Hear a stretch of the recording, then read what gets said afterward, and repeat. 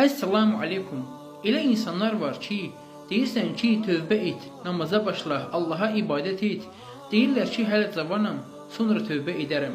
Amma bilmirlər ki, bu ancaq şeytanın onlara verdiyi bir vəsvəsədir. Çünki neçə cavanlar vardır ki, yaşlanmadan öncə ölüm anı gəlmişdir. Neçə əkinçilər vardır ki, əkdiklərinin məhsulunu götürmədən öncə həlak olmuşdur. Ölüm insana qəfil gəlir. Salih əməl isə insana həm bu dünyada, həm də axirətdə fayda verir. Onun üçün əziz qardaşlarım, nə qədər ki gec deyil tövbə edin, Allaha ibadət edib, salih əməllər edin ki, həm bu dünyada, həm də axirətdə sizə fayda versin. Belə bir gözəl söz var, deyir ki, etmə dünyanın nazını, qıl 5 vaxt namazını, sonra qılaram deyənin, dünən qıldıq cənazə namazını.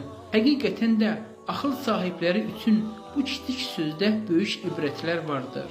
Rəbbim eşidib faydalanan qullarından etsin. Allahümmə əmin.